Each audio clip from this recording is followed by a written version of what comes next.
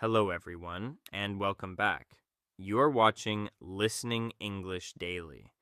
I'm here to help you improve your English by listening to engaging stories and daily dialogues. Whether you are at home or anywhere else, let's learn together. Have you ever looked at the clock at 10 p.m. and wondered where the last 3 hours went? It is a chilling thought, but if we are wasting our time, we are essentially wasting our lives, bit by bit. That sounds incredibly heavy, Elena, but it is the truth. Time is the one resource we can never earn back once it is spent. It is like a currency that loses its value the moment we stop being intentional with it. Exactly. And today, we are diving deep into how to stop that leak. I am Elena, and joining me is our expert, Selena, to talk about why "I don't have time" is usually the biggest lie we tell ourselves. It really is, Elena. We often think of wasting time as just doing something fun instead of work, but it is more nuanced than that. It is about whether the activity helps you grow, rest, or connect. I love that distinction. So, it is not just about being a productivity machine, it is about purpose. You mentioned a great analogy earlier about water in a bottle. Can you share that with our listeners? Of course! Think of your time like a single bottle of water you carry through a desert. Every drop is precious. If you drink it to stay hydrated, you're using it well.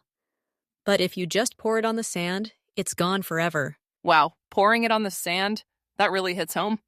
I think we all have those moments where we realize we've just dumped a whole gallon of our day into the dirt. What does that look like in real life, Selena? It looks like that one quick video that turns into a 90-minute spiral.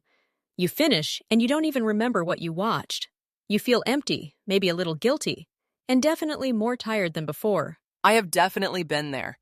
It is like sand slipping through your fingers. You try to grab it, but the harder you squeeze, the faster it falls. So, how do we actually stop the sand from falling? The first step is being intentional. We need to move away from being accidental with our hours.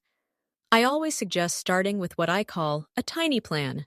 Think of it as a GPS for your day. A GPS? That is a perfect image, Selena. If I get in my car and just drive without an address, I am just burning petrol and going nowhere. I might end up in a completely different city by mistake. Precisely, Elena. Most people say something vague like, "I want to improve my English today." But that isn't an address. It's too big and blurry. A tiny plan is specific, like, "I will learn 3 new words." So instead of a giant, scary goal, we make it something so small it feels almost impossible to fail? Like just 10 minutes of a podcast or reading one single page of a book? Exactly. When I was learning a new language, I tried to study for an hour every day. I failed constantly because life got in the way. But when I switched to a 10-minute promise, I actually did it. That makes so much sense. It takes the pressure off. If you do more, great. But the promise is small enough to keep. It builds that proud feeling instead of that guilty feeling. Exactly, Elena. And that leads us to the second strategy, using your pocket time. It is the idea that our day is full of small coins of time that we usually just throw in the trash. Small coins. You mean those 5 minutes waiting for the bus or the 3 minutes waiting for the kettle to boil? We usually just pull out our phones and start scrolling, don't we? We do. But if you collect those coins, you can buy something big.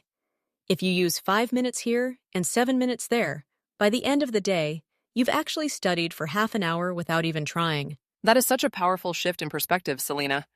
I had a friend who learned almost all her vocabulary while waiting in lines or sitting in taxis. She didn't have a study hour, she had study moments. That's the secret. Those little coins turn into a treasure chest of knowledge. It is much more realistic for busy people. You don't need a perfectly quiet room and a desk to make progress. I love that. But honestly, Selena, sometimes I don't use that pocket time because I'm just bored. Or English feels like extra work. How do we overcome that mental barrier? That brings us to tip number 3. Make it fun. If English feels like a punishment, your brain will find every excuse to run away. You have to treat your brain like a curious child, not a prisoner. A curious child, I like that. So instead of dry textbooks, we should be looking for things we actually enjoy, like music or movies. I remember singing in the shower to learn lyrics. Yes, singing is fantastic because it helps with rhythm and pronunciation, or watching a short series with subtitles. If you're laughing or engaged in a story, you're not wasting time. You're investing it while having fun. It's like a small victory every time you understand a joke without looking at the translation. But we have to be careful, right? Because some things feel like fun but are actually time thieves. Oh, the time thieves are dangerous, Elena. They are the things that steal your attention and give you nothing of value in return. Social media is usually the master thief in our modern lives. It really is. You go in to check one message, and 40 minutes later, you're watching a video of someone making a giant cake or a cat playing a piano. How do we lock the door against these thieves? You have to create boundaries. For me, when I am in my intentional time, my phone goes in another room, or I turn off all notifications. It's about protecting your focus like it's a house you're living in. That is a strong image.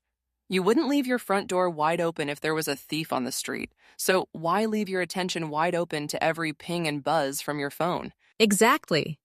When you protect that focus, you actually get things done faster. Then, you have more time for the things that really matter, like actual deep rest, which, by the way, is not wasting time. Wait, let's stop there.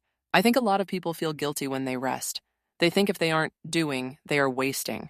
Are you saying that sitting on the porch doing nothing is productive? In a way, yes. Think of your brain like a phone battery. If you use it all day without plugging it in, it eventually dies. Rest is the charger. Without it, your next intentional session will be low quality. That is so true. I have tried to work late at night when I was exhausted. It took me 2 hours to write a simple email. The next morning, after sleep, I did it in 5 minutes. The difference was the battery level. Exactly, Selena. It is all about balance. We need a mix of work, fun, learning, and quiet. If you have that balance, you won't feel that desperate need to escape into mindless scrolling as much. This has been so eye-opening. Before we go further, I want to make sure we really grasp some of these key concepts. Let's do a quick word tour of the vocabulary we've been using, because they are so useful. Great idea, Elena. Let's start with intentional. It's the opposite of accidental. It means doing something on purpose because you chose to, not because you just fell into it. And then we had vague. That is when things are blurry or unclear. Saying, I want to be better is vague. Saying, I want to learn these 5 verbs is clear and actionable. Then there is pocket time. I love this phrase. It describes those tiny gaps in your schedule, the 5 or 10 minutes that most people ignore, but successful learners cherish. We also talked about being distracted. That's when your focus is pulled in 1,000 directions. It's the enemy of progress. If you're distracted, even an hour of study won't stick. And don't forget our time thieves. Those are the activities that rob you of your day. Identifying your personal time thieves is like finding the leak in a sinking boat. I like that. And investing time versus wasting it. Investing means you're putting in effort now to get a reward later. Like listening to this podcast, you are investing in your future fluency. Exactly. And finally, balance and routine. A routine is the structure that makes these habits automatic. When it's a routine, you don't even have to think about it, you just do it. It becomes part of who you are. So, Selena, if someone is listening and feeling inspired to take back their time today, what is the very first thing they should do? What is the step 1? Step 1 is to pick one tiny goal for the next 24 hours. Don't look at next week or next month, just today. What is one small English task you can complete in 10 minutes? Just 10 minutes. Okay, I can do that. And then they need to find their pocket time, right? They should look at their schedule and find that little coin of time they usually throw away. Yes. Maybe it's while the coffee is brewing. Instead of checking the news, review 3 words. And step 3, make it fun. Choose a topic you actually care about, like cooking or space or sports. And the final step you mentioned earlier was being your own coach. I think that is so important. We are often so mean to ourselves when we fail. We should celebrate the small wins instead. Absolutely, Elena. If you did your 10 minutes, say good job to yourself. That positive reinforcement makes your brain want to do it again tomorrow. It turns you from an enemy into an ally. I love that. From an enemy into an ally. That is a beautiful way to think about self-improvement. It's not about fighting yourself, it's about leading yourself. Exactly. We have to remember that we are all human. There will be days where a time thief wins. That's okay. Just get back on the GPS route the next day and keep moving toward your address. Selena, this has been such a motivating conversation. I feel like I have a much better handle on how to protect my day. Let's recap those 4 main tips one more time for everyone. Sure. Tip 1. Make a tiny plan. Set a specific address for your day. Tip 2. Use your pocket time. Collect those small coins of minutes that others waste. Tip 3. Make it fun. If you enjoy the process, you'll stick with it. And tip 4. Watch out for time thieves. Lock the door against distractions and social media spirals. And the bonus tip: rest is a necessity, not a waste. Charge your battery so you can be intentional when it really counts.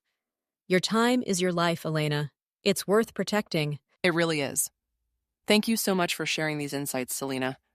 I think our listeners are going to walk away feeling much more in control of their own progress. I hope so. It's all about those small, consistent steps.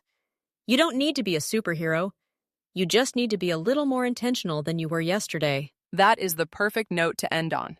Now, we have a question for all of you listening. Think about your day yesterday. What was your biggest time thief? Was it an app? A habit? And more importantly, what is one small change you will make today to protect your time? We would love to hear your thoughts. Sharing your plan can help keep you accountable. Exactly. Write it down, say it out loud, or share it with a friend. By doing that, you're already being intentional. You're already taking the first step toward mastering your minutes. And remember, every minute you spend learning is an investment in the person you want to become. You didn't waste this time today. You invested it in yourself. We are proud of you for that. We truly are. Thank you for joining us on this episode of the Language Launch podcast. It's been a pleasure exploring these ideas with you, Selena. The pleasure was all mine, Elena. I can't wait to hear how our listeners use their pocket time this week. Until next time, keep learning and stay intentional. Until next time, everyone, use your time well, be kind to your brain, and we will see you in the next episode. Bye-bye. Bye, everyone. Take care of your time. Wait, Selena, before we go, I just realized I have 5 minutes before my next meeting. That's a pocket time coin right there. See? You're already doing it, Elena. I'm going to use my 5 minutes to walk outside and charge my battery. Perfect balance. Love it. All right, now we are really going. Happy learning, everyone. Happy learning. Honestly, Selena, before we wrap up, I was thinking about that time thief concept. It's not just apps, is it? Sometimes it's even just overthinking what to do next. That is such a good point, Elena. Decision fatigue is a real-time thief. If you spend 20 minutes deciding which English video to watch, you've already used up your study time. Exactly.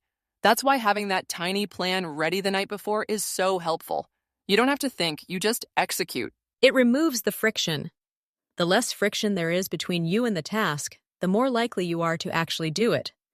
It's about making the right choice, the easiest choice. Like keeping your English book right on top of your phone? That's a bit of a physical barrier for the time thief. Haha, exactly. Or having your podcast app right on your home screen. Small environmental changes can lead to huge shifts in how we spend our hours. It's all about designing your life so that investing becomes the default mode, rather than wasting. It's a journey, not a destination, right? Absolutely. Some days you'll be a master of your time, and other days you'll spend an hour looking at pictures of vintage furniture. The key is to notice it and gently steer yourself back. I feel so much more empowered now. I hope our listeners do too. It's not about being perfect, it's about being aware. Awareness is the first step to change. Once you see the time thieves, they lose their power over you. You're the one in the driver's seat now. Well said, Selena. All right, let's officially let our listeners go so they can start using their next pocket of time for something great. Go for it, everyone. We believe in you. See you next time. Goodbye.